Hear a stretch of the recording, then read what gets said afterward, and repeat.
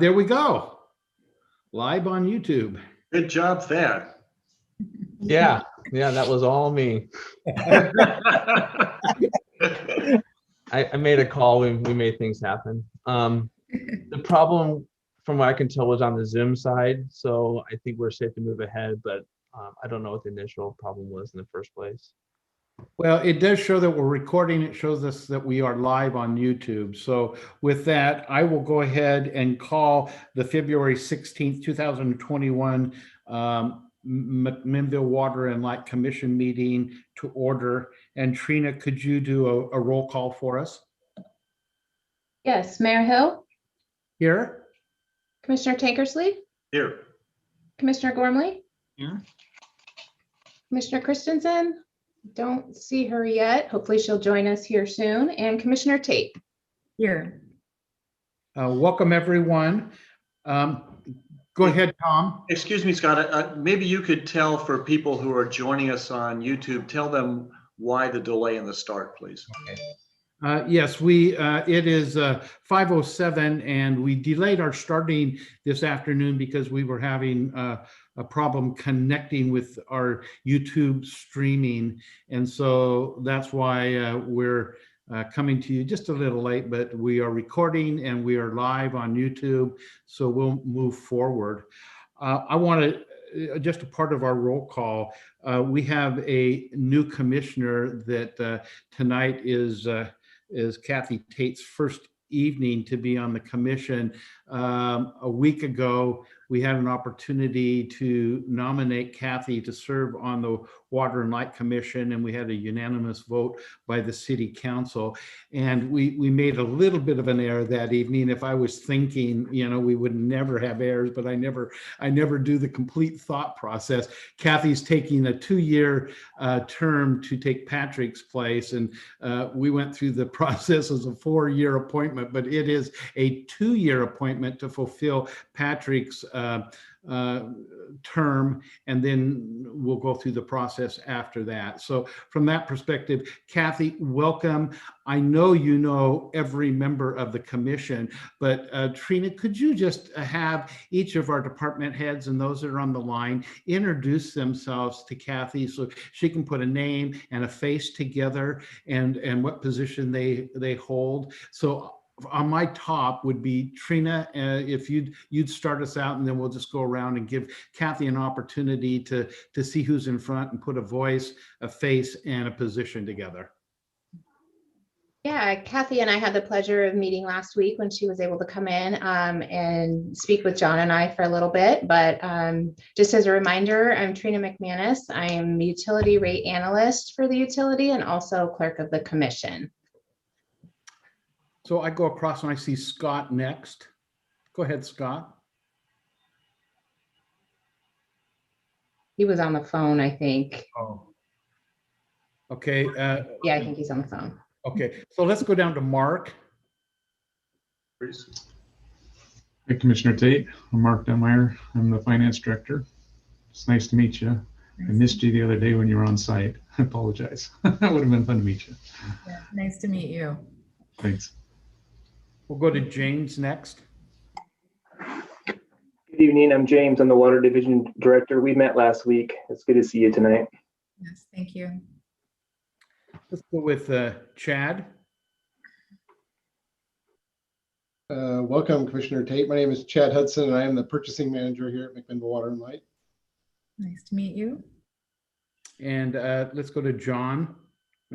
John Dietz. Okay, yeah. Hi, Kathy.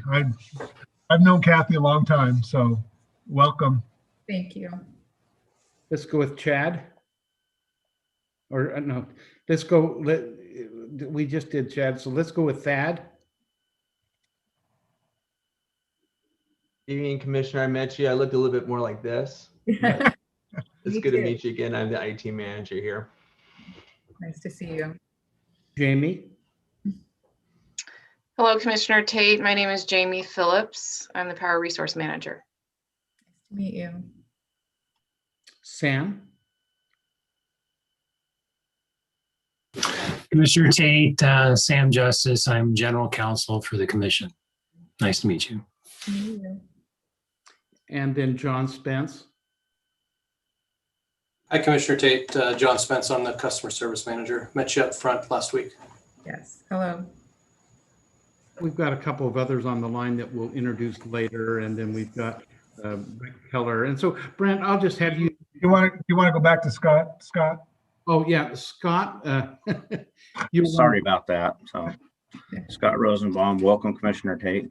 Good to see you again. So, doing a little multitasking today with the events that are happening. So, apologize for that. But Understandable. Nice to see you. you too. Thank you. Dwayne Wilson, our networking person. New people. Ed. Did you want to introduce Dwayne? I'm going to have an opportunity to introduce Dwayne and Teresa in just a moment. We'll do a welcome their new employees for us. And then we've got Brent Keller, who is kind of our forester, and Brent will be giving us a report. But Kathy, you'll get to know Brent from a standpoint of he reports out to us each month, and he will be a part of our tour when we go to the watershed later in the year. But Kathy, welcome. This is such a pleasure to welcome you today. Could you give us just a little background for those that would be watching on YouTube of a little of your background?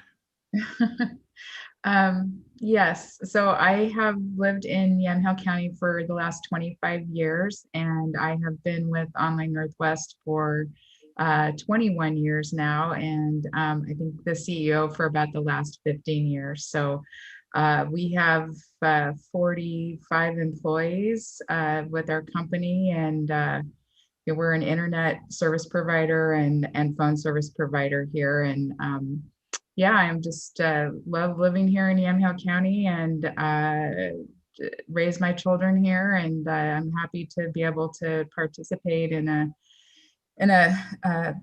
position like this with the city. So I'm really appreciative to be here. Thank you. Again, thank you, Kathy, and welcome. We will move now to our third item on our agenda, and that's the consent agenda this evening. We have 5 items on that consent agenda. And is there any commissioner that would like to have any item removed off of the consent agenda this evening and put onto the regular agenda? Commissioner Tankersley, were we going to remove the farm lease matter off the consent agenda? Yeah, I think we were. Thank you, Sam. Yes, please. Sorry. Yeah, so item B, the renewal of farm lease, if we could just deal with that under new business. Okay. Thank you. So the consent agenda is 4 items. We'll take B and put under new business this evening. With that, do I have a motion to approve? Moved as modified. Second. It's been moved by Ed and seconded by Tom as presented as modified. All in favor, please indicate by saying aye. Aye. Aye. Any opposed? The consent agenda this evening passes 4-0. Thank you. That then takes us to accounts payable and purchasing reports for your ability to peruse those things that have been paid in the purchasing reports. That'll take us to our consultant partners reports. And Brent, if you could make the presentation of our monthly report. Welcome. Thank you, Mr. Mayor. Well, for the 720-721 road sale from 2019, reforestation's underway. We got started at the end of last week. Then we ran into the snow issues. The snow has come off again, so we'll start back up the end of this week. And so things are looking pretty good as far as getting our planting going. The final detail to button up with the 720 road sale is the release of the performance and payment bonds and the cash deposit of $25,000 to Herbert Lumber. I've attached proof of their forest products harvest tax return payments. And I think that's sufficient. The system keeps changing on how you can access proof that it's been paid. They pay theirs electronically, so this is a pretty good rundown of all the payments that have been made. And I checked that against what was owed and based on our accounting. And so I'd recommend releasing the performance payment bonds and the cash deposit, and that would close things out on that sale. Unless staff has any issues, I'd move to accept that recommendation. Second. It's been moved and seconded. All those in favor of releasing the monies that we've held from Herbert Lumber, please indicate by saying aye. Aye. Aye. Any opposed? Hearing none, then we'll Brent, you can work with staff on that and we'll get that squared away. Okay, great. And then the 2020 stumpage sales, reforestations underway on those as well. As we discussed at the last meeting, that Boundary 300 Bald Mountain Road sale was a 2-year contract, and they finished 2 of the 3 units completely, and then the 3rd unit, the logging's done, but they still needed the slash piling. So they're going to pile that later in the summer, leading up to the planting of the Boundary Road unit of the 3 units will get planted 2022, and we'll get the other 2 units, the Bald Mountain Road and 300 Road units planted this winter. Got the final numbers in on that sale. 499 loads were shipped to Frank Lumber and a few other destinations, and the final volume and value came out 25% over the original estimates. So that was real good. The reason for that is that there were 3 units. One of them was a small unit. And we have real tight cruises on all the sales, but for that small unit, the volume was really high even with our cruise. So we backed off on the estimate of that one. Well, it turned out to cut out right with the cruise, the original cruise. So I'm not entirely a surprise, but real good numbers on that sale. On the 2021 sales this past week, we had a real successful bid opening on February 10th. There were 2 sales. The 103 road sale, Boise Cascade was the high bidder. In the 750 road sale, Western Forest Products was the high bidder. Yeah, and then I attached a memo with the full rundown of the bidders by sale. Of course, they're bidding on just Douglas fir per 1,000 board feet there. So you can see we had real good turnout, nine different outfits, and so my recommendation be accept the high bids and award the 103 road sale to Boise Cascade, the 750 road sale to Western Forest Products. Thank you. Accept the recommendation. Yes, we'll take a Sam, this would be subject to no protest being filed? Right, and what I'd be understanding if you'd want to put it into a motion in this form, that you'd be accepting a bid from Boise Cascade for $731.09 per 1,000 board feet for the 103 road timber sale, and accept the high bid from Western Forest Products in the amount of $827.57 per 1,000 board feet for the 750 road sale, subject to the issuance of notice of intent to award and no protest being filed, and to direct staff to draft necessary contract documents, and if no protests are filed, upon receipt of required bonds and insurance documents, authorize the mayor and clerk to execute timber contracts.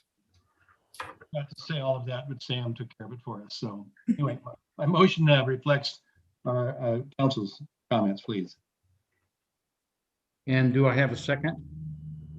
Kathy, don't be afraid. Speak up. All right, I'll second. Been moved by Ed and seconded by Kathy. All in favor, please indicate by saying aye.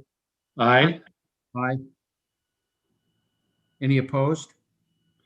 And so this motion passes unanimously, and so we can go ahead and execute, given the provisions of awarding those high bids for 103 Road and 750 Road. Tom? Brent, I have a quick question. Sure. Did we get the provision in the contract to encourage logging in a way that would allow reforestation to happen on the next reforestation season? Well, I'll be working with, we with the prospectuses, we just put out a draft contract that's pretty well got everything in it. And that of course was already out the door. Okay, so so it did not before our last discussion. So okay, so we'll do it next time, right? But well, we'll put it in this time. I don't think it'll be a problem to add that in. I mean, it's not like the contract they're provided just gives them an idea of the main requirements. So I think we can do it as part of this year's, that would, I think, mainly apply, of course, just to the 103 Road, which is the 2-year contract. So okay, great. I would. Yeah, I'll work with Sam to get that in on this year's. Okay, perfect. Thank you. Anything else? Anything else, Brent, that you have for us?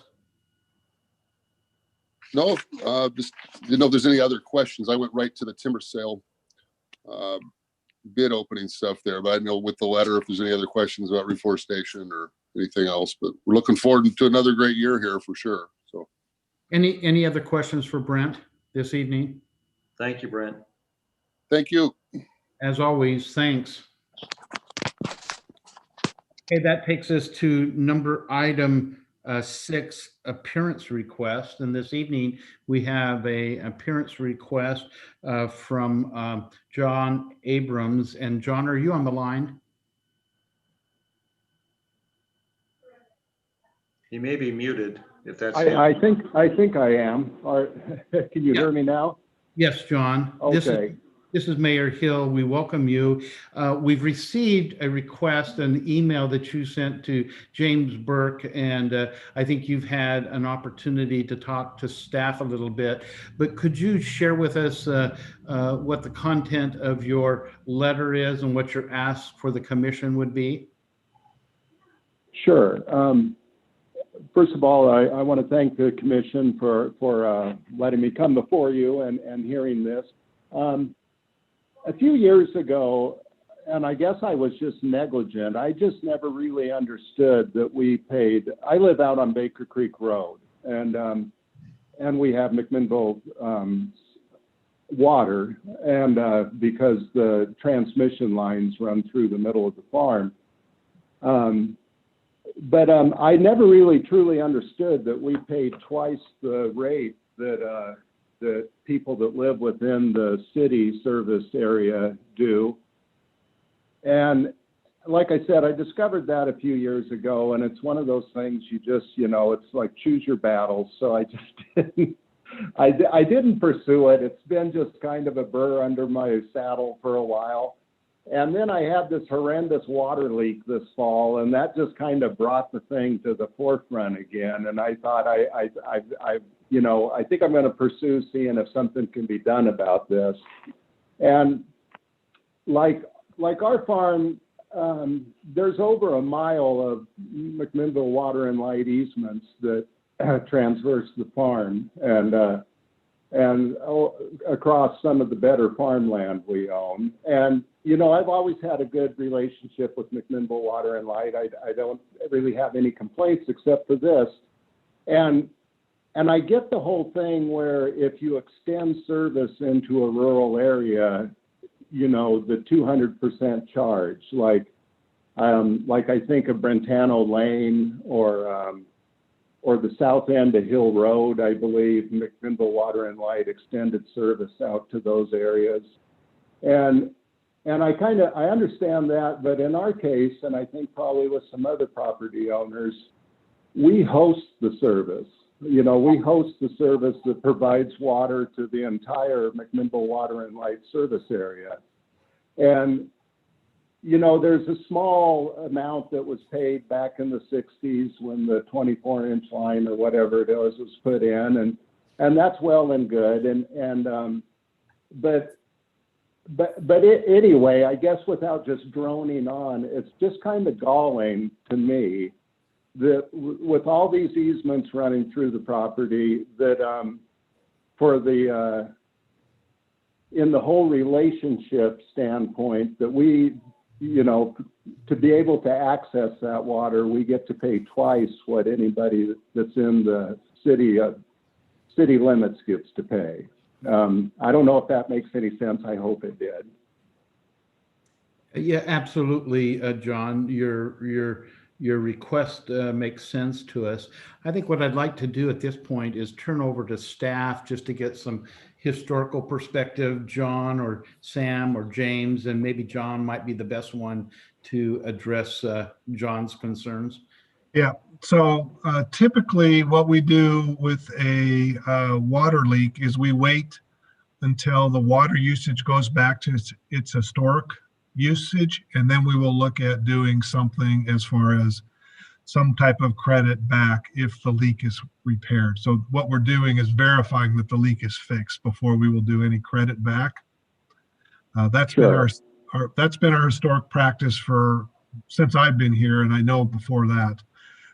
As far as the easement, you know, that's we will have plans we do have plans in the future to do some upgrades to the 16-inch pipe.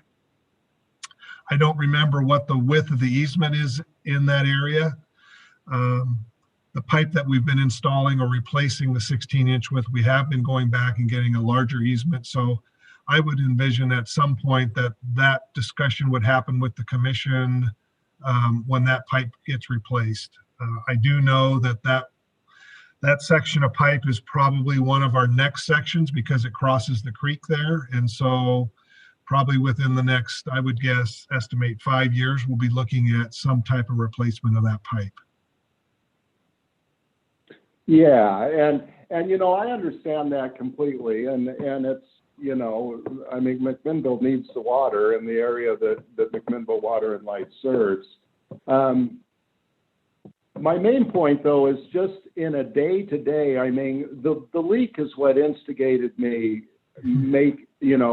asking to come before you. But beyond the leak, it's like, you know, every cubic foot of water that comes through our little water service that's, you know, hooks into the pipe down just east of the house that runs through the property.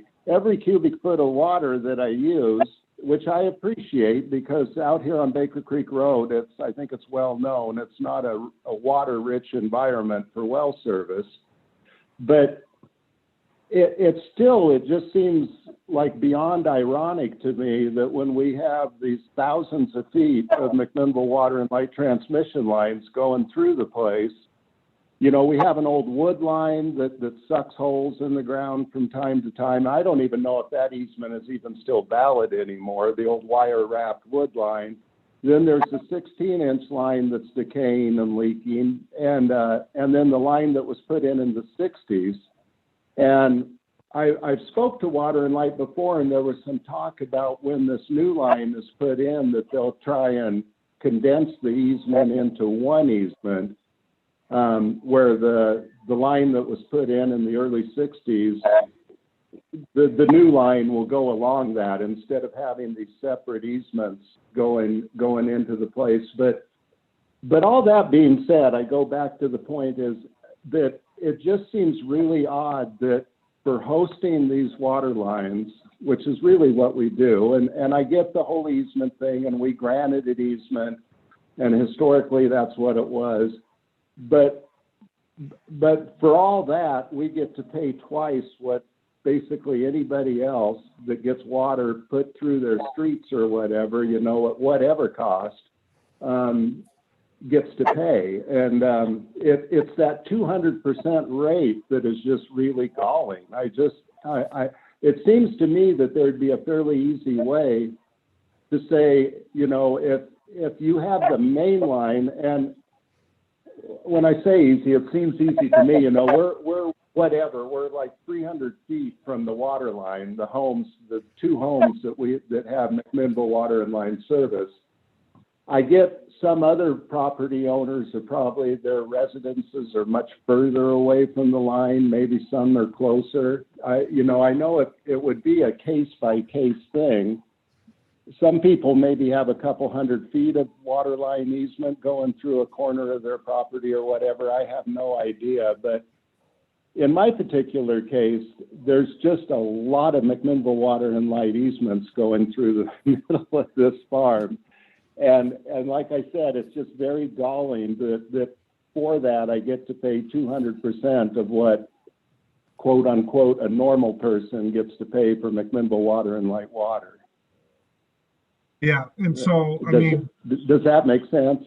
No, I think the commission understands, that's the policy right now, and obviously the commission would have to review that policy and make a decision on if we were going to do a separate negotiation on property owners with existing easements when we go back through and upgrade that 16-inch pipe. So I know for your particular property that easement is going to be looked at here in the near future.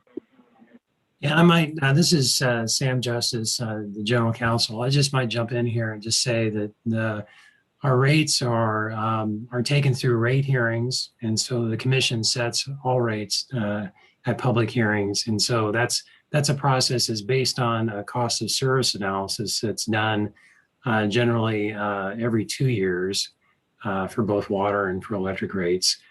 And so the rates are always a policy decision based on cost of service and also based on rate classes. So the commission's required to treat people in similar rate classes in a similar manner. So there would have to be a rational and a reasonable distinction made to separate a rate class. I'm just making that point. Yep. Thank you, Sam. Ed, and I think at this point, let's just open it up to the commission for discussions. Ed? How are you? John, did your family ever drill a well on the property?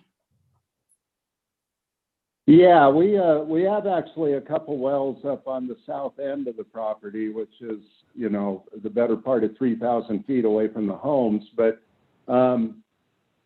up close to Fox Ridge Road, there's actually quite a bit of water in the ground up there. But no, we've never had to drill a well. Like I say, McMinnville Water and Light water lines were through this property before the house was built. And, in the old days, it was my understanding that the water was free when the lines ran through your property. And I don't, I can see where that's not appropriate, especially in today's world. But originally, that's the way, there was never a need to drill a well here. Now, I do know that the people that live at the start of Willis Road have a well. They have to haul water in from McMinnville. They buy water, I assume, from you that they put in a cistern to assist their well.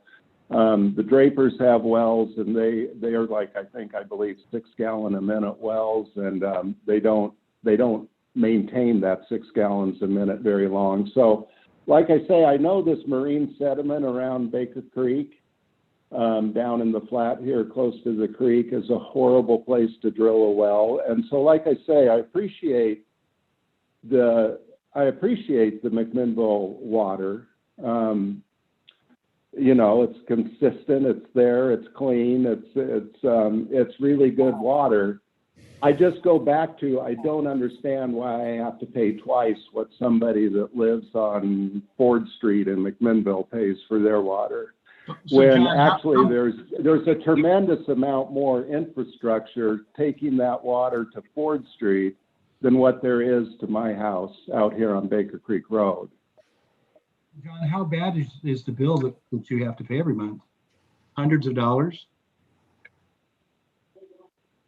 It could be if we were using the water to water the garden like we used to. But,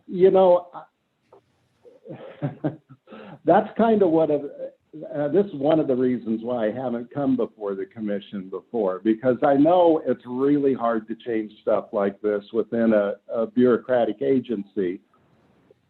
And really, whether I'm paying $2 and somebody in town is paying $1 a month, to me, there's a right and a wrong thing here. It's whether, there's been times where I've struggled to pay my water and light bill. But beyond that, I still just do not understand when we're hosting these thousands of feet of easement right through the middle of the property, why we get to pay a penalty to have access to McMinnville Water and Light Water. John, did you say you have two taps on our main? No, one tap that feeds 2 residences. So historically, when the company has went through a property, they granted one easement or one water service to that person. And John, hasn't that been the case for decades? And we ran into a problem where people partitioned property, and we've actually turned them down because the original easement, that easement was given that. So it's interesting that so at some point somebody allowed you to have a second. Correct. On that. So that's kind of a privilege that other people don't have. Perhaps it'd be helpful to take a step back. We generally do not extend service outside the city limits.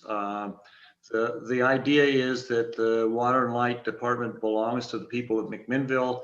They've invested in it over the years, and it's their system. And plus, there have been state law incentives, or really prohibitions, I think, so that we didn't extend urban services to rural areas. So we haven't done that. I think probably that your neighbor across the street has had the one you talked about that has test to haul water. We've had at least 2 of those owners in front of us asking to be hooked up, and we couldn't hook them up under our policies. And so the reason you're hooked up is that you got that as a right under the easement to, and I don't, as Ed points out, I'm not sure how many hookups there were, but so then we look at all the people, and there are some that we frankly can't understand why water and light service went out. This was a long time ago, some of these other places outside of town, but we have had a lot to do with last names. I wasn't here then, but I wouldn't be surprised. So what we do is, as Sam pointed out, we have rate classes, and we have set rates, and you and everybody else who's outside the city limits is in this 200% of the city rate. Your property doesn't pay any city taxes. So I mean that it's just that's what we've done is we've thought it was a rate. We're not picking on you. It's what everyone does, and so that's sort of the way we've done it. And as Sam points out, if you wanted to come talk at our next rate hearing, John, when would that be roughly? Do you know? It'll be next year. We just did. We'll be in year 4 of our current rate. So we do water every 5.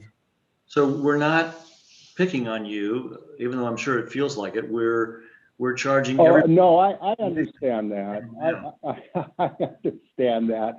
And timing is everything as far as when the next meeting is, and that's on me that's a ways out there. And I get what you're saying, I do.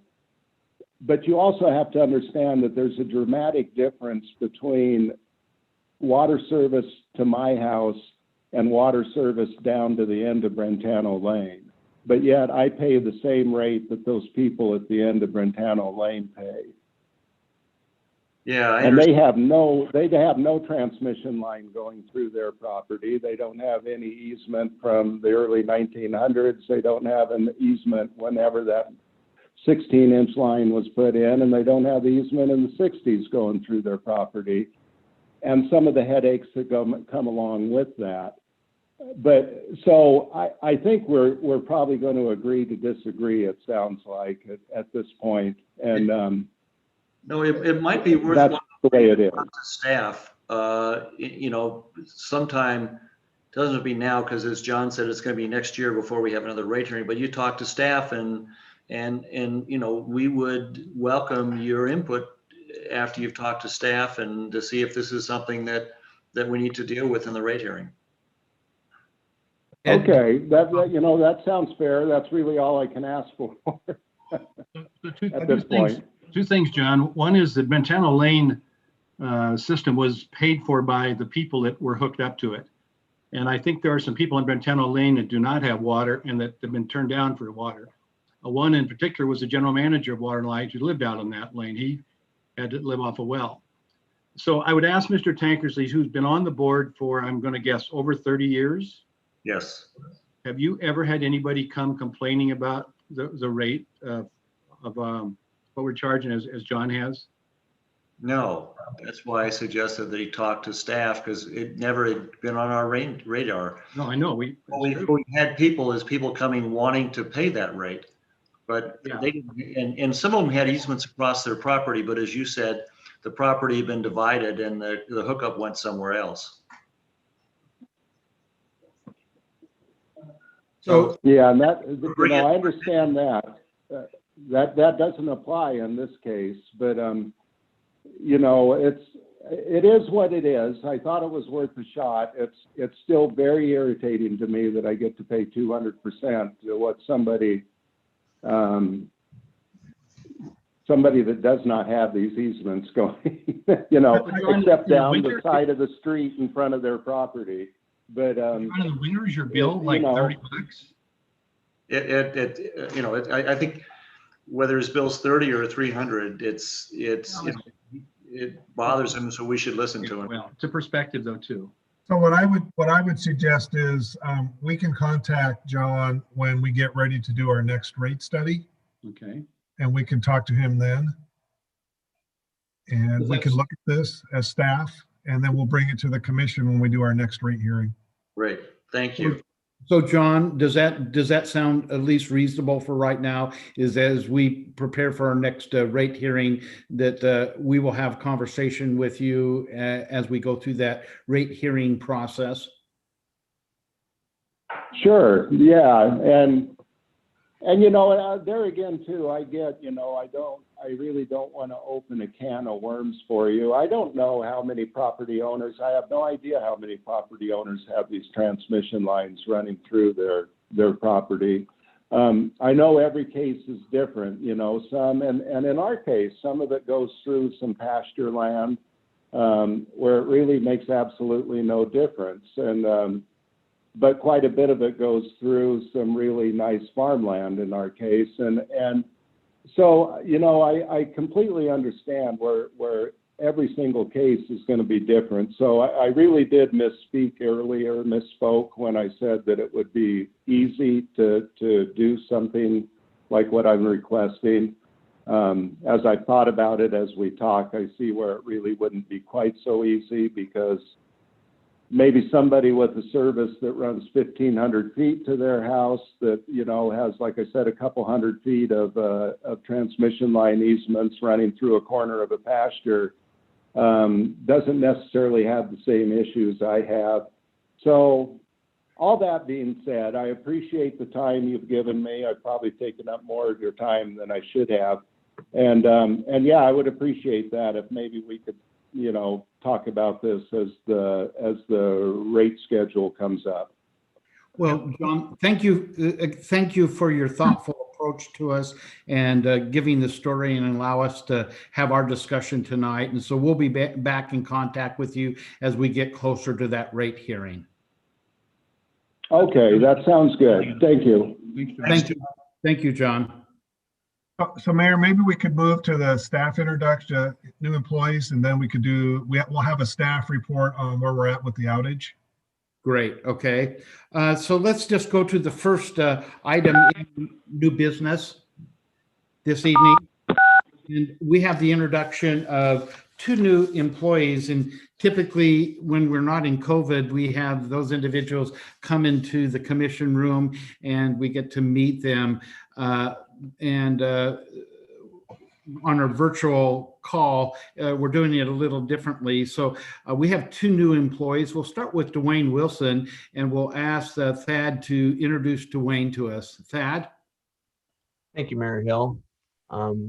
Yeah, as you mentioned, normally it'd be nice to do this in person, but I sure appreciate the opportunity to introduce you to Dwayne Wilson. He's our network administrator, started at the beginning of August, at a very unusual time when I can't take him to some of our locations and he can't talk to people face to face.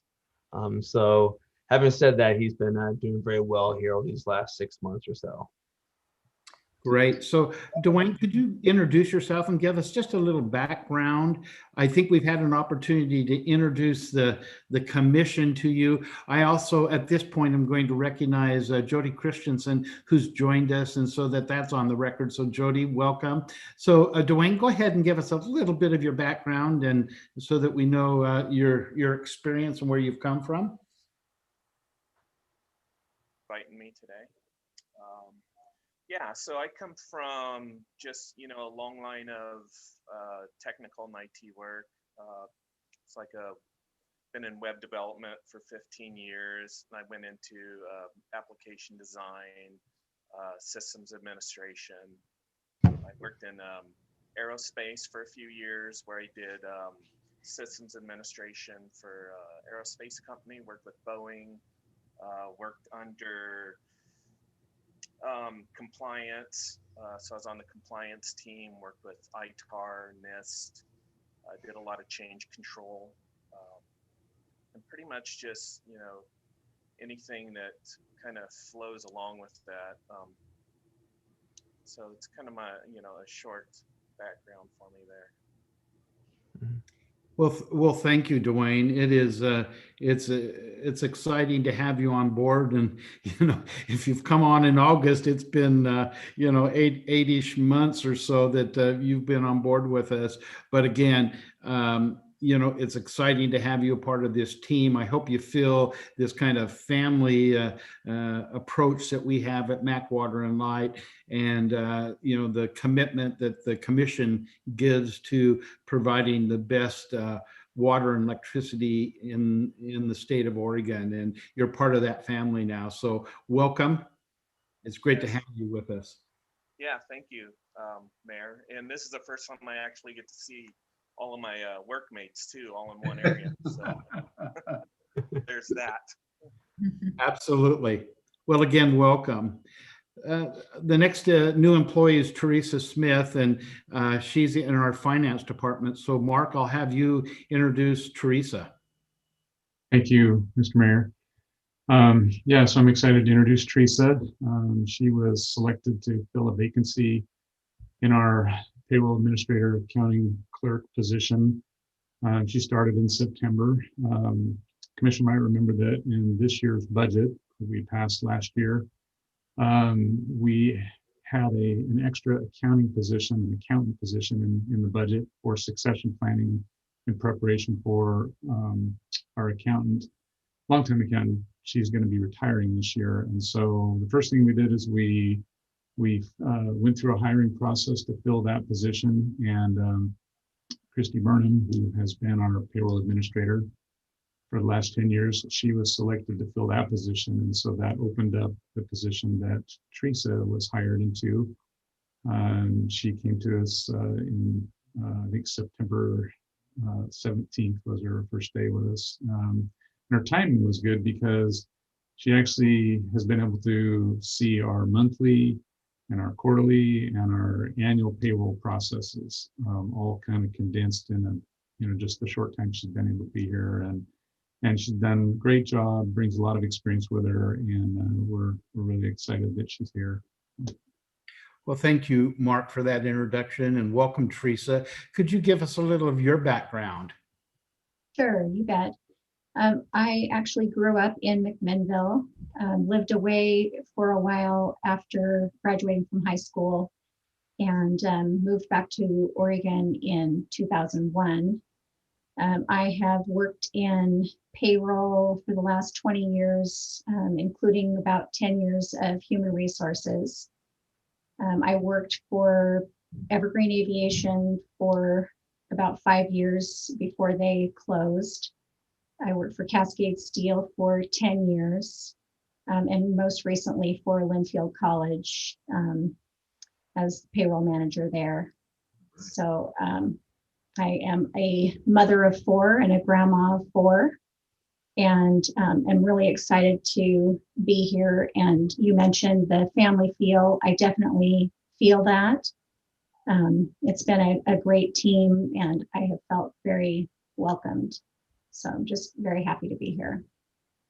Thank you, Teresa. Teresa and I get to touch base on a very periodic basis as I'm reviewing and authorizing checks to be signed, and a former neighbor.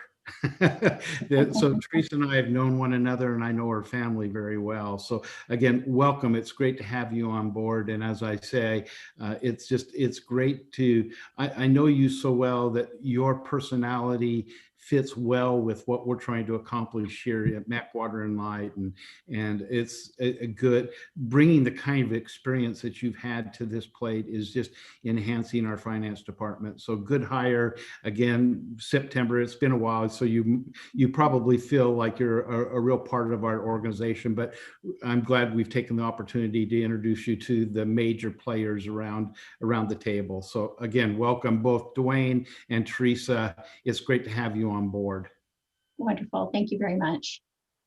Absolutely. Okay, let's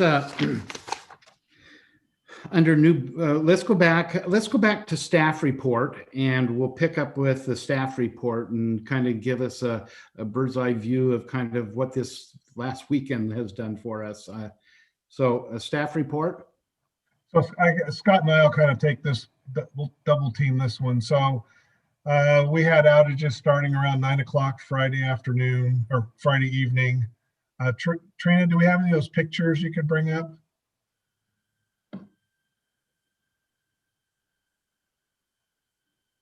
And I think we had probably somewhere around 2,500 to 3,000 customers out of service at our peak. This storm's a little different than the one we had in 2008. 2008, it was pretty much confined to the hills, West Hills. This storm pretty much caused damage throughout the entire system. So maybe Scott, you want to kind of go through where these are at? Well, I'm not exactly sure about location, but backing up, yeah, the 2008 storm, we did have one feeder issue in town that took a couple days to repair, as I recall, and most of the damage was up in the hills, and kind of the opposite this time. That ice, we had somewhere between 3/4 of an inch and 1 inch of ice, which is extremely heavy and very apparent as you drive around town and you see all the broken trees. And we had several services in town, as well as conductors, just break because of the weight of the conductor. A few cross arms broke, a few poles broke, but most of the damage actually was in town. We didn't really have significant outages in the hills until a day or two after this event started. So it was kind of interesting. We are making extremely good progress, especially today.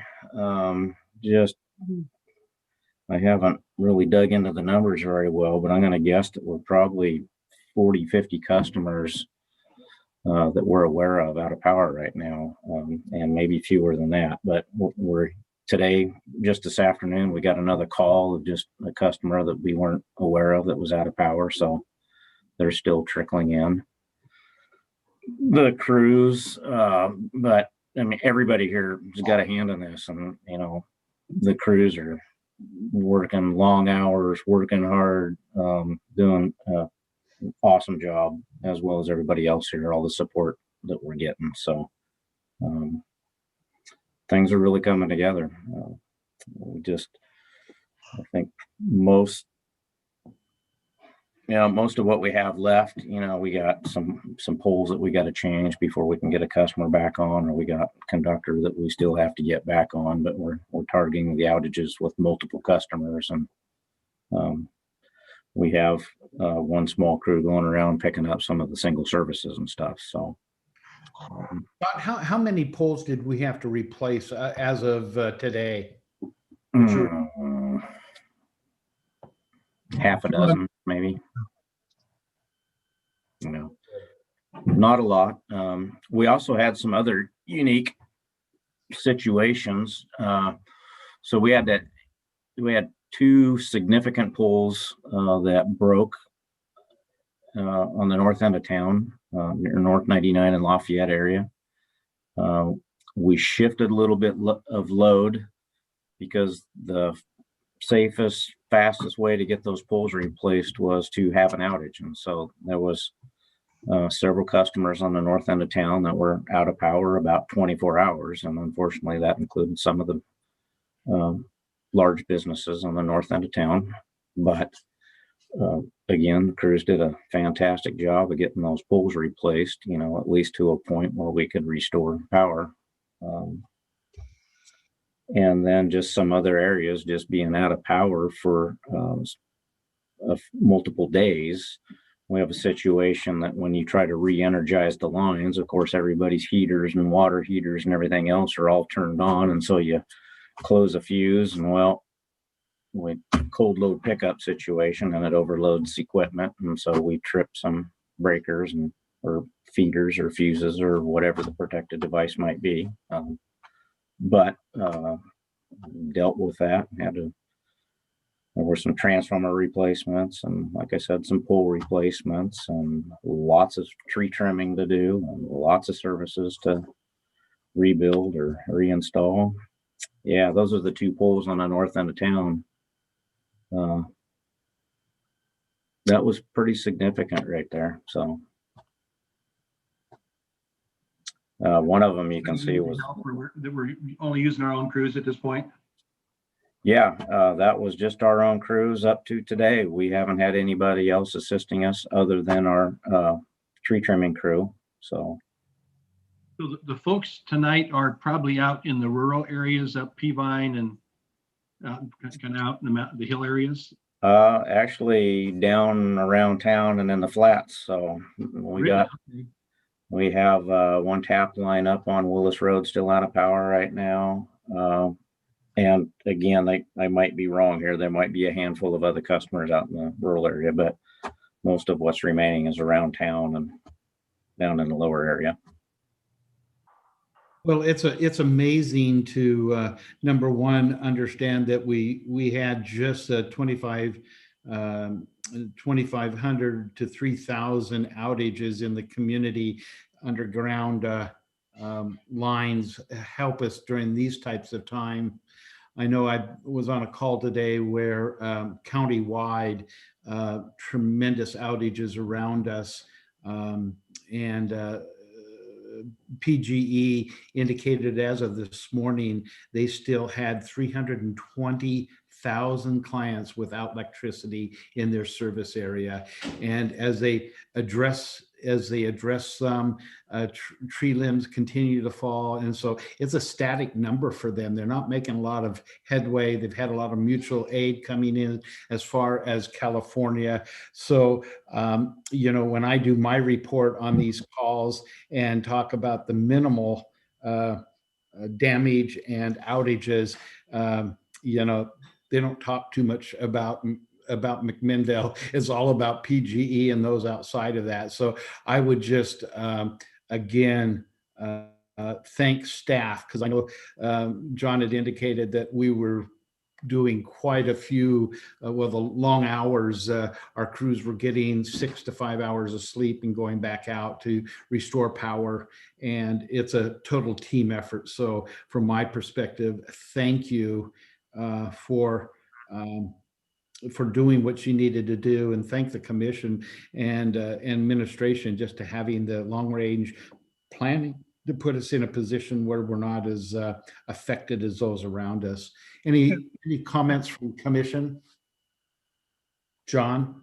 Yeah, I might also add that, last year we upped our brushing crew budget. And so I believe that also helped us as well, because we picked up a lot of additional trimming in the rural areas because of that. And especially it was tied to we were really looking at wildfire issues, but that obviously helps us in this issue as well. Go ahead, Ed. Did the other utilities get beat up very bad, or the phone company? So I know that it's a very interesting storm. If you went 25 miles to the north, Forest Grove had nothing. They didn't have one outage, but they had 10 to 12 inches of snow. If you went south to Monmouth, they were calling for mutual aid. Salem Electric was calling for mutual aid. eWeb had nothing. So it was really centralized within, nothing at Tillamook, nothing at Central Lincoln.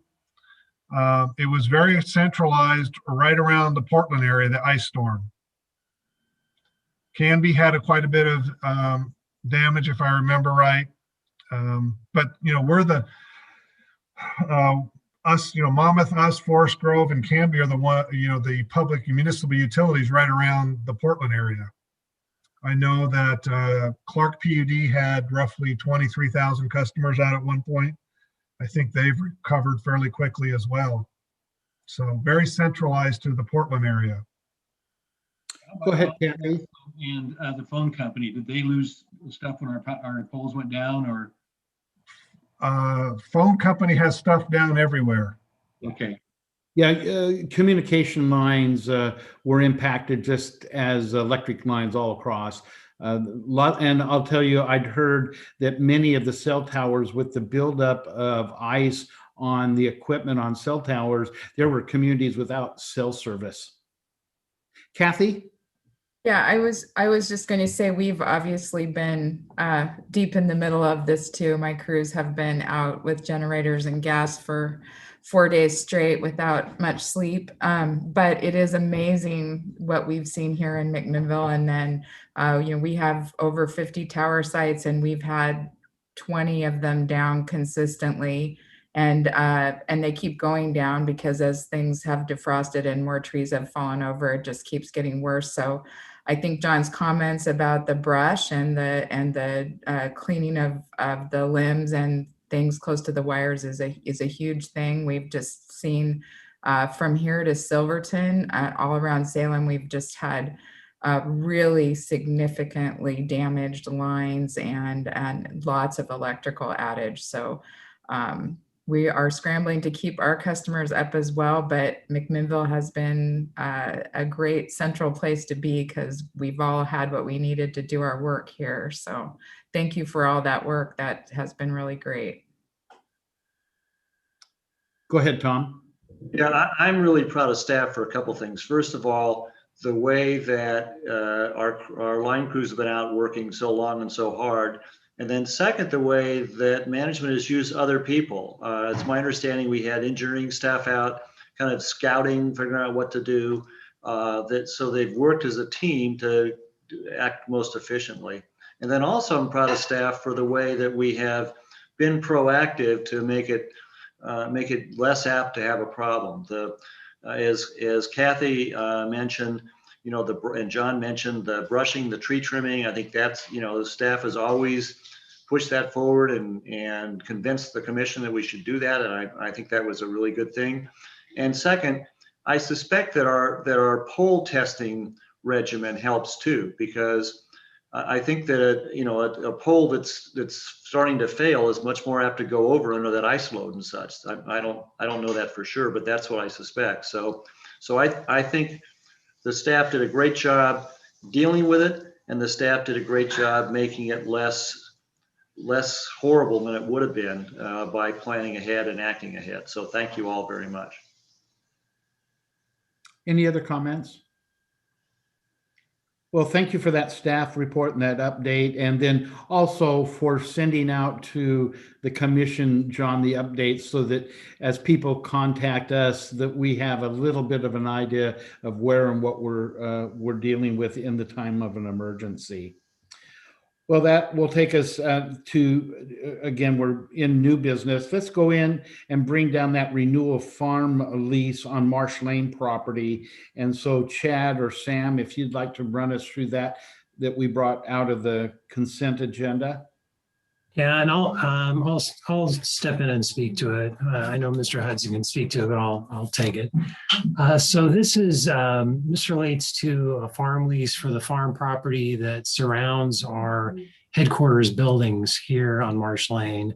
The farm property down below the building, down just up from Joe Dancer Park, and then the farm property out along Riverside Drive.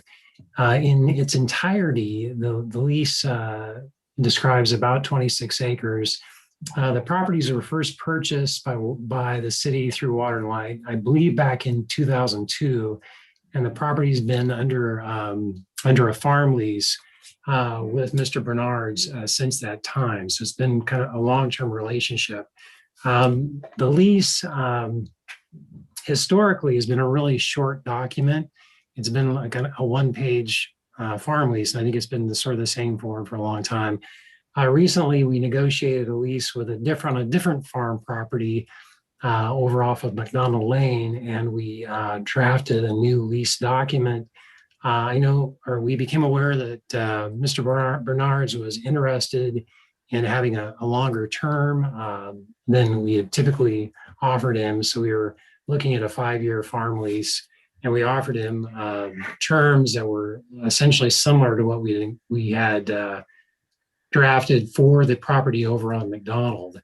In doing that, we presented the document in your packet. And yesterday I had an opportunity to talk briefly with Commissioner Tangersley. He raised a question about. Ryan. He raised a question about. Section 4, which is the term and termination by Water and Light, and essentially what is a buyout refund, the lease. I think I don't know if Commissioner Tankersley would like to speak to that at all, but I guess what I would propose, if the commission has any questions about the lease, certainly I'd be willing to answer any questions. But we'd be proposing at this time that if the commission would consider approving the lease subject to some further edits in section 4 that would be reviewed by Commissioner Tangersley. I know we did attempt to reach Mr. Bernard's over the course of the last 24 hours to see if we couldn't kind of address some of the issues related to the refund of rent. But we are unable to get a hold of them, so I don't have any resolution of that issue at this point. Am I capturing the issue? Yes, you are. Ed, maybe I can just sort of give a brief overview, and then we can deal with your question. The concern I had was that it's very good that we have a termination right on this 5-year. We don't want to be in a position where if we have a use for it, or if the city has a use for it and wants to buy it from us, or we want to sell to somebody else, we find an industry that that McMinnville really needs and we'd like to have next to us, that we're saying, well, we can't do anything for 5 years or 3 years or whatever's left on the lease. So it's important we have that termination right. And in my mind, it's important that that right be fair to the farmer and fair to us. And as I looked at it, there seemed to be sort of a disconnect between what people's legitimate concerns are. One, we could end up, if you sit there and do the math, I think it was $100 an acre per acre times the number of months less than 12 months on the termination notice. So if it were 11, if it were 11 months, if you gave them 11 months notice of when you wanted to terminate it, it would be, 1 month, 1 month notice. So you had to terminate 11 months before that year period was up. you'd be 1,100 times the number of acres. And given the amount of rent involved and the fact that the farmer's not planting filbert trees or something like that, that didn't seem to be fair to us. On the other hand, you could be in a situation where if you canceled it right near the end of the crop year, the farmer would, so you gave them 11 months notice right at the very beginning of the crop year, then the farmer would be only getting 1 month's termination payment and the whole crop would be taken. And so that didn't seem fair either. So what I'm used to seeing in farm leases with these kind of terminations for either land held for investment or otherwise is that you'd have something that kind of tied the termination payment to where you are in the crop year as to what the farmer is losing because of it. And so my suggestion was that Sam and Chad go back to the farmer and talk about, well, try to figure out what seemed fair to both sides and get something that was more connected to what the farmer's loss would be, and then negotiate that. This just seemed to be not appropriate for this kind of situation. And I understand this had to do with a different crop. I wasn't involved in that lease because I had a conflict when that transaction happened. But so my suggestion is that we keep this moving forward because the farmer wants a lease and we don't want to hold the farmer up, but that we do it in a way that is fairer to us and to the farmer as well. Thank you, Tom. Ed? Is there an urgency on needing a multiple year lease? I don't know that there's an urgency on it. The lease term, the other thing we did with this lease was we moved the lease at the farmer's request to the crop year. So you'll notice in the lease document, the lease year starts on October 1st, as opposed to the anniversary of the date of the lease, which has been February 28th. The lease expires, the current lease expires February 28th, which is in the middle of the crop year. So it's not, he already has crops planted on the property now. So there's some urgency, I suppose, or could be a sense of it. We're certainly, I don't think the commission would kick the farmer off in the middle of a crop year, but we'd certainly like to get the lease issue resolved. We did last year was we just extended the lease for a year. And so certainly the other option would be to authorize staff to extend this lease, the current lease, to the end of this crop year for the immediate, if we couldn't reach a resolution, quickly. I suppose that would be an option. That makes sense. The reason I raised my hand was thinking that if they've still got some work to do on it, I think we're allowed to electronically vote, and maybe Chad and Sam get the particulars worked out, get Tom's blessing, and then it gets taken back to the board to do an electronic vote with a motion, a second, and the vote.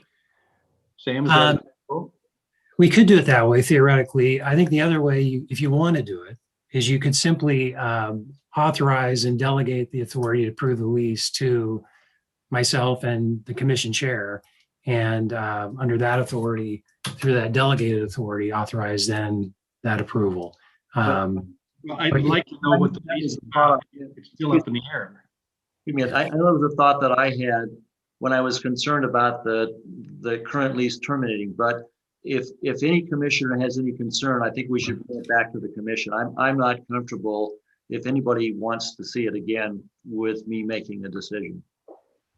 So thank you, but I think hearing Ed's concern, I think we ought to bring it back. Okay. So what we could do is we could bring it back. Certainly we could bring it back in a special meeting, or we could bring it back at next month's meeting. In the interim, we could extend, or we could offer an extension to the farmer through the end of this crop year of the current lease. We could do that tonight, and then that would let you guys work on it in the future. Then I'm just trying to facilitate this so this doesn't drag on. So that's why I suggested about us voting electronically, that you get it negotiated and send it back to us and we can vote and I think we still have to do it, solve the right? problem. Yeah, I think I don't pretend to be necessarily an expert in these new COVID meeting rules, but I think we still have to have a public meeting, even if it's electronically televised, in order to make a decision. So Tom, what do you think about then extending it for a year and let Chad and you and Sam get the particulars worked out to be doing a multiple year lease then? I like that idea. Authorize just an extension of the current lease through the end of October, Sam, is that, or September? I believe the crop year, the anticipation is the crop year will end September 30th. And Has he got grass planted? Is that? You know, if I was a better agronomist, I would be able to pick out what exactly is out there. Grass. It's either wheat or barley or oats. But once it's harvested, for the most part, so maybe September is fine. He should be fine. So, and then that way we wouldn't have a right to terminate because that's not a new lease, but I think we can live with that until the end of this crop year. Or if we had to, we could negotiate with him. Okay. So we'll offer that to the end of the current crop year, and then we'll work on just revising the current document to get him on a 5-year. I would move then that the board authorized extension of the current contract to the end of September to help facilitate staff with their negotiations for a longer term contract. Second. We've had Ed made a motion, Tom seconded. All in favor, please indicate by saying aye. Sam, are you okay with that? Yeah. Okay. Aye. Aye. Any opposed? So staff, Sam, you know what direction to go on that. Yes, I do. It's a good Chad. solution. Ed. Okay, let's go down to item B under new business, and it is the extension of emergency declaration with the COVID-19 update. We've had a number of these. So John, if you can, is this number 5 for us? This is number 12. Oh, number 12. Who thought when we started this, we'd be on month 12? Yeah. So as you're aware, this is staff's requesting extension of the emergency declaration the commission authorized on back in January. Our current declaration expires February 17th, tomorrow. Currently, we have had no additional COVID cases within the staff over the last month. So Kathy knows we've had 3 cases here. All 3 were contained to those individuals or that particular work group, so that did not spread among the staff.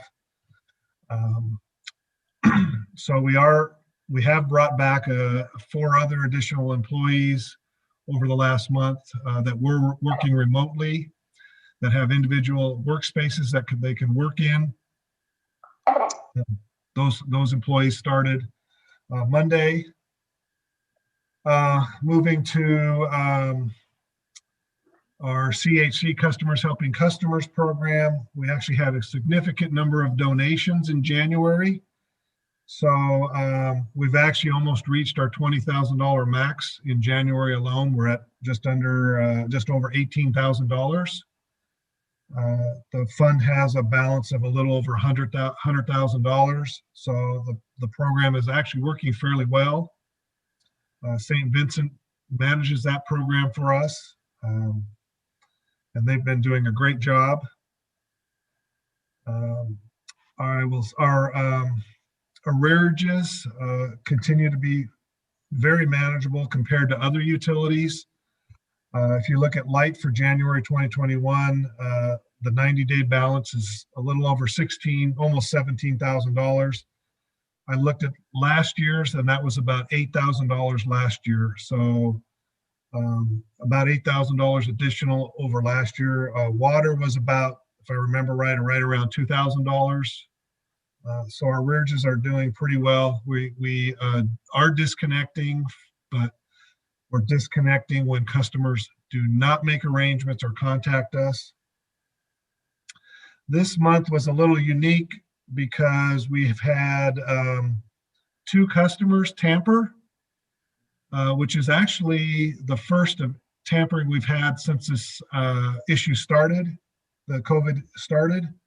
One of those customers actually tampered twice. And so they were actually disconnected at the pole. And basically what they did to tamper is the meters were pulled and they actually put wires in the jaws of the meter base while it was still hot. Whoa. So It's a pretty gutsy thing to do. Whoa. very, very dangerous, very gutsy, not very smart. We have one other additional customer off for non-pay, not communicating with us. That customer has been off, I think, since mid-January.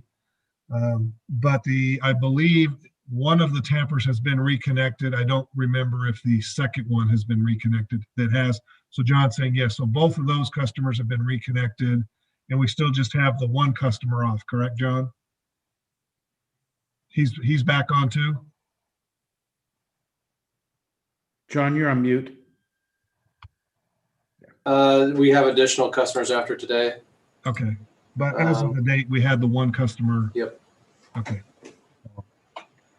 So our disconnects have been very low. Normally, we'd have much larger number of disconnects at this point. And then the final item, staff's requesting an extension of the emergency declaration to March 17th. And I anticipate, and Jody probably knows, the governor extending the emergency declaration past the March 3rd date. So I would anticipate that coming here in the next week or so. Any questions for me? Again, I will make the comment. I think if we could, we should kick it out further.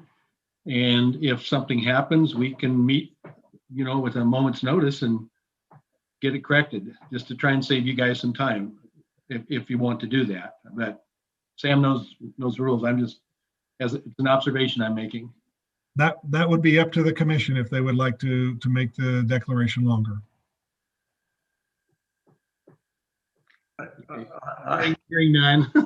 I would be in favor of that. Okay.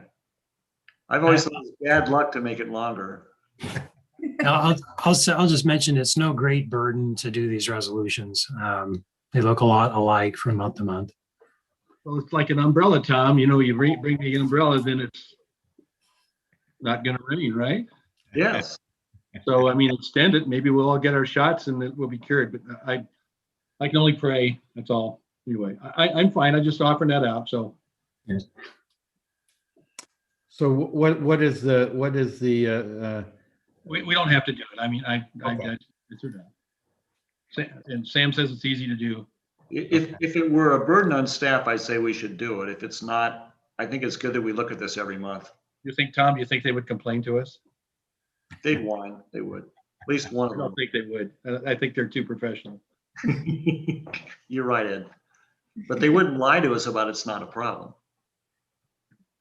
Okay. So the time frame for these, if I could, it's a 30-day time frame, and the governor's extensions run 60 days. Is that we go 30? Correct, we go 30 days. Okay. Yes. Thank you for the clarification. Any other discussion? Hearing none, we have a resolution, and so Sam, I'll turn it over to you to read by title only. This is resolution number 2021-9, a resolution by the City of McMinnville Municipal Corporation of the State of Oregon, acting by and through its Water and Light Commission, declaring and extending a state of emergency with regard to operation of the water and light plants of the City of McMinnville. Do I have any further discussion? Hearing none, do I have a motion? So moved. Second. Trina, could you poll the commission? Mayor Hill, Yes.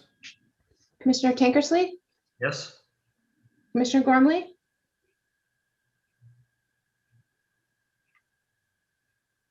is that a yes, Commissioner Gormley? Sorry. Yes. Sorry. Okay. Thank you. Commissioner Christensen, Yes. Commissioner Tate. Yes.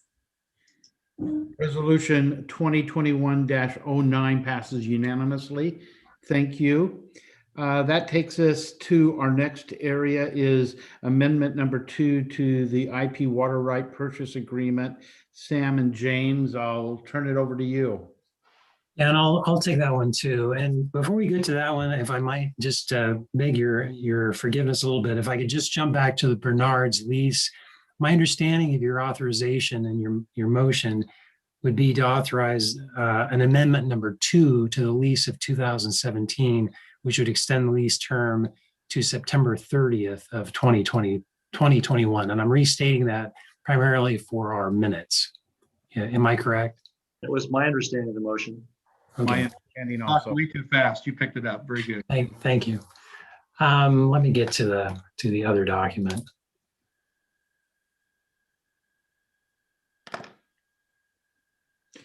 And thank you for keeping us legal, Sam.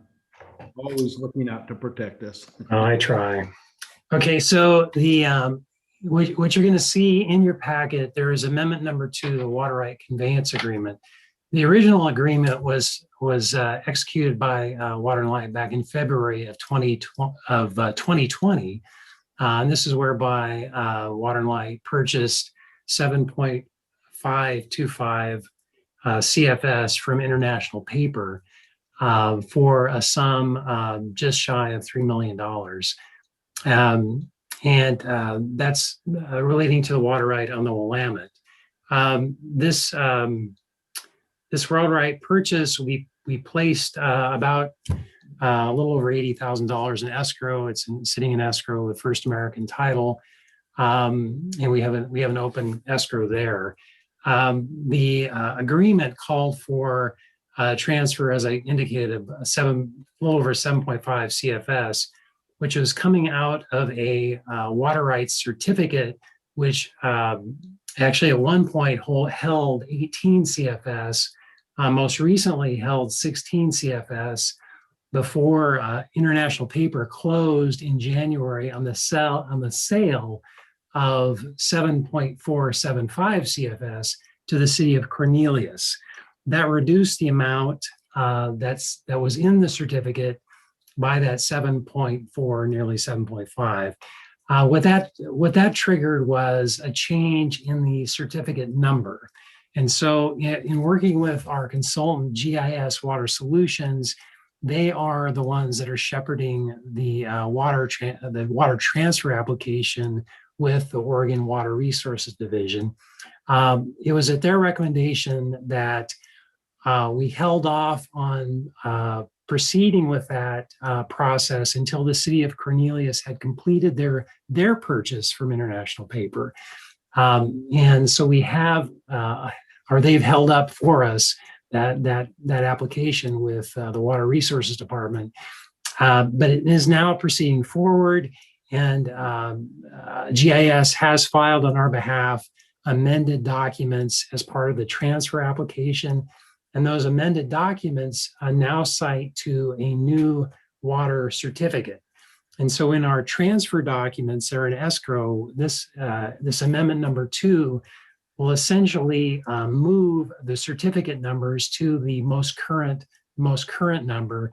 And that will relate to the water certificate itself that is transferred, also the quitclaim deed, which International Paper will eventually execute in escrow, transferring those rights to Water and Light. The amendment you see before you revises recital paragraph B, which recites the history of the transfer out of the water rights certificate to the city of Cornelius. There's also amendments to section 6.2 that changes the certificate number. It also kind of details the history of the certificate, moving from certificate 54268 to 94802, and now into 95056. This is largely, I understand, to be a housekeeping measure, but it's keeping our documents straight in escrow. So when we do close, which is anticipated to probably happen in May or early June, that we have all of our ducks in a row, so to speak, so we can do that efficiently and acquire the new right, or at least the right to perfect the new right. And with that, the request is for a motion in the form or my suggestion is a motion in the form of the action requested to approve this amendment number 2. It has been reviewed by attorneys for International Paper and their staff in Memphis, Tennessee, and they're fine with it. And Sam, the priority on this continues to be December 23, 1954. Is that correct? I believe that's correct. I think that's correct. I think that sounds right. Yeah, it's on the certificate of water right. Right. Okay. Any discussion? Sounds great. So I move to approve the amendment number 2 to water right conveyance agreement with IP for the purchase of 7.525 cubic feet per second portion of water rights on the Willamette, certificate number 95056, authorizing the mayor and the clerk to sign the form of amendment that was submitted by council. Do we have a second? Second. It's been moved and seconded. All in favor, please indicate by saying aye. Aye. Aye. Any opposed? This passes unanimously. And again, it's been a long time in coming to get to this point and a lot of hard work. Thank you. Thank you.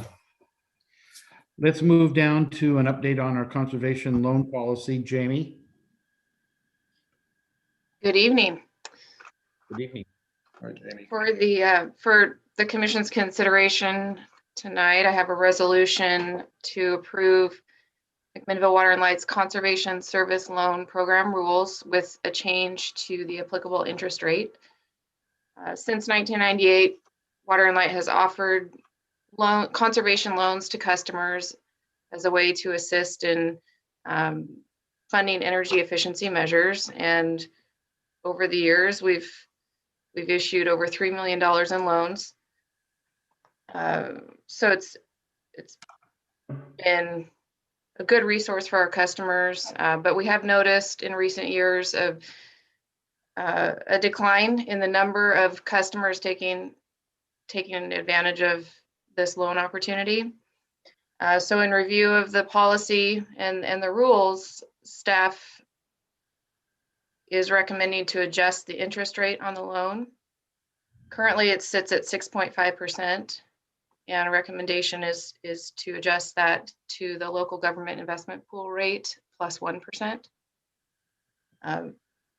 The thought being that this not only would provide an economic benefit to our customers in interest savings, but also encourage participation in our energy efficiency program and make it possible for more customers to participate and take advantage of those incentives. So for a loan of $7,500, which is our maximum limit at this point, it would result in savings of around $966 over the life of a 5-year loan. So it's pretty significant for our customer and still provides Water and Light what we need. And in reviewing the rules, this is the only term that we're suggesting adjustment to. Everything else seems sufficient, and our risk is managed, and we don't see this change resulting in unnecessary risk to Water and Light. So Jamie, does the 1% kind of offset our administrative costs? Well, in addition to the interest rate, we do charge us a loan service fee to cover overhead. So the rate of LGIP plus 1% was suggested to capture the interest income we would forego by not investing that money, right. Plus a margin of 1% for additional overhead risk. Okay. Is that Any locked questions? in? Oh, Go sorry. ahead, Kathy. Is the loan rate locked in from the start of the loan for the full 60 months for the customer then? Yes. So the the suggested procedure would be to take the current month's LGIP rate for the month of the loan application and apply that plus 1% for the life of the loan. Any other questions? Mr. Mayor, Go ahead, Ed. do you suppose, I mean, with the interest rates what they are now, people can get credit lines on their homes that are extremely cheap. Do you think people might be, borrowing that money in lieu of the 6.5? I think that's a definite possibility. I think, yeah, the cost of this loan was pretty high in comparison to some other unsecured loans a customer may go get. Yeah, So. yeah, Ed, just to give you an idea, Ed, just to give you an idea, a 10-year loan on a second on your home right now is probably about 3.5%. And that's a fixed rate with a equal payment over 10 years. Yeah, it's pretty amazing. So I'm seeing it 2.9 also. My Yeah, question is, what's our goal here? It's really to foster conservation, correct? And do you think us being in the finance business makes it happen any better, or are we hitting a point where maybe we finally saturated the market and all the homes that were capable of being upgraded have been upgraded? That could be. It's hard to know if this adjustment is going to result in increased participation in the program. It's one thing that we can do, but you may be right that we have achieved a level of conservation in the community. We've topped out. Could be. That might be the case. And So until there's new incentives or technologies that we can offer customers, it's status quo at this point. So I'm really I'm not going to support, with the LPGI at 0.75, that could change in 2 years. And here we're sitting with a bunch of paper possibly that we could be losing 2 or 3% on. So I'm not real supportive of it. So again, it goes back to, what is our goal here? It's just to foster conservation, push conservation. And if there are other means of people getting money, let them get their money through those traditional sources. And, we should be the bank of last repose, so to speak, if somebody can't get a loan somewhere else. But I mean, right now we got 1.5% risk factor with the fact that that's how much we've lost on the other money and stuff. So I'm talking out loud, not trying to, pour a bunch of water on the concept. It's a great concept, but I just wonder, are we at the end? So point of clarification, if I could, you're not suggesting that it's 0.75% plus 1%. You're suggesting that we are 1% over that number, whatever that number is. It would be, currently it would be 1.75%. The current LGIP rate is 0.75, so it would be 1%. But tomorrow, if it went up, then it would just be that number plus 1%. Okay. That's right. On new contracts, any contracts written at that are going to be stuck with that in 5 years. Mm-hmm.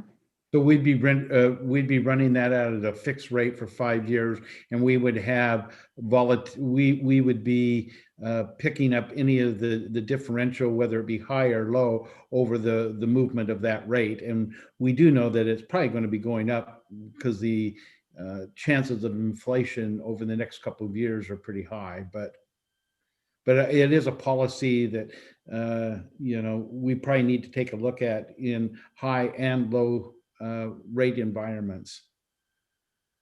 And Jamie, how would someone use that loan? I'm not familiar with it. So what kinds of things would someone who tapped into that? It's solely to help fund energy efficiency measures that are approved by BPA. So McMinnville Water and Light receives energy efficiency allocation from BPA, funds that we pass on, that we make available to our customers to install energy efficiency measures, things like heat pumps, insulation, windows. And so this loan program assists those customers in paying for the portion of their installation that's not covered by the BPA dollars. Okay, that's helpful. Thank you. So the funds, there's a funding category for these dollars. I mean, they're sitting in an account category, and that money comes from the BPA, and McMinnville Water and Light holds it to give out for these loans. Is that accurate? The loan funds come from our cash balance. Okay. It's separate. That's separate from the BPA energy efficiency incentive funds that we receive. So this is separate from that money. This is from our cash balances. So are there actual grants that we give because of the BPA money? We give rebates. Okay, well, I mean, okay, so it's a rebate, but it's the BPA money comes back to the person and minimizes the amount of money they got to borrow is the goal. Yeah, we should mention that those energy efficiency funds we get from BPA are actually built into our rates. Yeah. So in the last, this is February, say in the last 6 months, how many loans have we signed up? I don't have 6 months, but in calendar year 2020, 14. Okay, so it's really, honestly, I think it's probably seen its. Yeah, and Ed, in the loans have been fixed up. In the last 6 months, I would think it would be maybe 5 or 6. We've not seen many during the pandemic. I think you're right. But I think to Commissioner Gormley's comment, it's if you can get money much cheaper somewhere else, then there's not as much incentive to do that. It feels like this is a program that really would support people when it's hard to get money, or when money is really expensive to get. Like then it's a great opportunity to do something and not have to pay it at a high interest rate. It looks like it's been 3 years or going on 4 years since this was looked at. Is that accurate? Since the rate was looked at, is it possible to do something different with the rate, but look at it again on a, watch what happens with the interest rates for the next couple of years, and then decide if there's a way to make it back to what it was supposed to be, which I think is a interest savings for people. Sure. Yes, it can be revisited. Do we do if somebody's just declared bankruptcy, say 3 or 4 months earlier, and they've got a need for this, we probably would go ahead and loan them money, correct? Yeah, so the qualifying factor is their payment history with Water and Light, strictly based on their. So I guess the point I want to make to the board is this is really unique. It's not about credit. It's really about probably need. And we're I'm going to use a term. We're the bank of last resort. Can't get the money elsewhere, and maybe that's the best place for us to be. We're not meant to be a finance company. We're meant to be an energy company and helping people. But if we got to modify the rate, I would want to make sure we had a couple of percent in there just because of the risk aspect of it. I mean, I'd be happy at 3.5%, but not at 175 right now, to be honest with you. Other comments? Tom? I agree with Ed, and that's consistent with my recollection of the program. When we started, this was to allow people who the rebate from BPA for, say, 25% of a heat pump didn't really make a difference because they couldn't afford the rest of the money, and they couldn't borrow it, or it was very difficult for them to borrow it. And so we end up with customers who really need the energy assistance help, but they can't access the program. So I think that we are sort of a lender of last resort. We're really not trying to subsidize any further somebody who could afford the loan elsewhere, had the money elsewhere, but we're just doing it this way to make it work. But I think it's just an important part of what we do as a public utility is to make our system more efficient, and also to make people able to do conservation. So I'd be happy with Ed's thought that we, especially since we're not running credit checks or anything, that we make it the LGIP +2 or something like that, and then we see what happens, and maybe ask Jamie to come back in a year look at that and see whether we're getting more loans or whether Ed's right and this program has sort of outlived its usefulness and maybe we look for something else. But Ed, is it +2 or did I do the math slightly off there? I'm at 3.5%, which gives us like a 1.5 for the risk issue we're involved in, and that's how much we've lost on those other loans. So okay, so to get 3.5% at this point. 0.75 is what, 2.75, 2.5 Yeah. LGAP plus 2.5. Does that work? Yeah, I'm fine with that. Jamie, the 47,000 that we've not been able to collect, what's now? I thought we filed liens on these, or do we have any collateral at all? I thought we secured these loans with a lien on the house or something, or maybe. That is true for loans exceeding $7,500. Okay, so these loans we lost money on weren't there then. Pardon me? The loans we lost money, there's 47,000 we've lost. Those loans don't come under that category then? That's correct. It's either above the $7,500 amount or any commercial loan is secured by a deed of trust. And then we'd still be second, so we could, if the property values went down, or we could end up not collecting anyway, even if we had a second. So if Ed wants to make the motion, if it makes sense to everybody else, and I guess I'd like to hear from Kathy and Jody about whether bumping it to 2.5% over LGAP makes sense to you guys or not. Kathy, go ahead.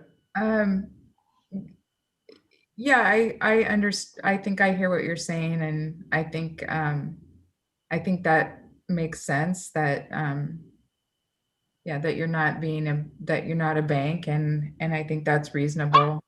It seems like a great program. I don't know how much it gets marketed, or how we let people know that it's out there, but it would be interesting to modify the rate and maybe make some attempts to get the word out there about that somehow, and see if you get any more interest over this next year, and then maybe that would really help towards deciding whether it keeps going after that. But I think that's a reasonable place.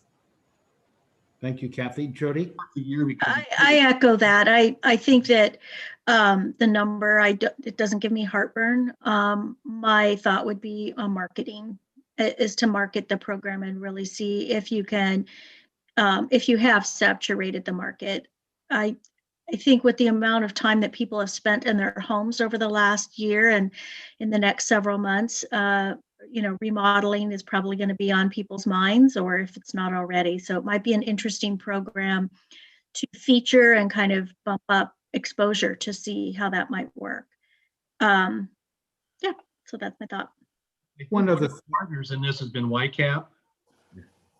And, just because of COVID and the personal contact, if you're selling somebody a heat pump, you got to go to the house, measure it up and that kind of stuff. And there's a lot of people that don't want you coming to their house trying to sell them a heat pump. So this has been kind of a quirky year to think about, those kinds of things. So it's really an anomaly, but historically we've been really good at marketing this stuff, and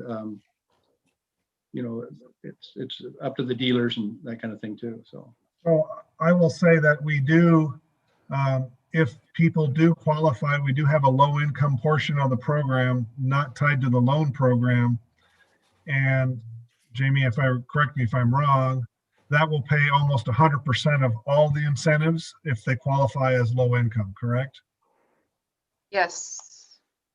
So we actually have money available for that as well. Thanks for bringing that up, John. I think that helps us to hit those that need it the very most. And we have been, before COVID hit, we were in continuing discussions with YCAP about how to advertise our program better through them and their program better through us. And I think they just got overwhelmed with their other needs and as Ed said, the inability for them to meet with people. So when when they can gear up again for that, and we can, I'm sure staff will help me push that some more. Yeah. We have done a significant amount of outreach, and I know that we've been doing quite a bit of work with the Housing Authority on the Section 8 housing. So unless somebody has something more, do you want me to make the motion, Ed? Go ahead, yeah. Okay, so I move that that Exhibit A to the resolution be modified in number 5 to change the interest rate to current LGIP plus 2.5% instead of plus 1.5%, or plus 1%, excuse me. So it now reads plus 1%. It would, into the motion would read plus 2.5%, 2.5%, and everything else would be the same. And I move adoption of this resolution with that change to Exhibit A. A second. So it's been moved and seconded. This would be resolution 2021-10. Sam, do you need to read it by title only? I'll go ahead and do that. A resolution by the City of McMinnville Municipal Corporation of the State of Oregon, acting by and through its Water and Light Commission, adopting rules and procedures to administer the Conservation Service Loan Program. That resolution with its amendment to Exhibit A. Okay. Trina, can we pull the commission? Mayor Hill, Yes. Commissioner Tankersley, Yes. Commissioner Gormley, Yes. Commissioner Christensen, Yes. Commissioner Tate. Yes. Resolution 2021-10 passes unanimously. The last thing on our new business is just a calendar note of a electric cost of services workshop on Tuesday, June the 15th, 2021 at 3 o'clock. Any questions about that calendar note? Somebody acknowledged getting that and signed up? I think it. Trina will be sending out a meeting invite. I thought hadn't she done that already? Or I thought. Let me take a something. I thought there was something she sent out already. Anyway, okay. Yeah, just asking if the commission was available. Yeah. She'll remind us. Assuming it's electronic. Yeah. We'll be doing it via Zoom. Thank you. Yeah, we do have it. It's been sent out on my calendar. I have it already accepted and it's in the calendar. So, okay. That takes us to 3 items in executive session tonight. And so, Trina, I will move us to executive session. And if you could allow those that need to be a part of, do we want any order other than A, B, and C? John, do you want to do C first, the attorney-client? Yeah, let's do C with Clark first. Since Clark is on the line. And I don't think we need B. Is that correct, Sam? The real estate? Okay, so we don't need to do B. That one's not necessary. So we'll do C. Yeah, we'll go into C first. and Clark will join us, and then we'll go back and do A, which is our cybersecurity. Mr. Mayor, who's leaving us right now, or has everybody left? No, there'll be more people leaving here. We'll go ahead and stop the recording, but this will be executive session pursuant to ORS 192-6602F to consider information or records that are exempt by law from public inspection under ORS 192-335 sub 4 and ORS 192-355 sub 9 relating to confidential or privileged records and ORS 40.225 attorney-client communication.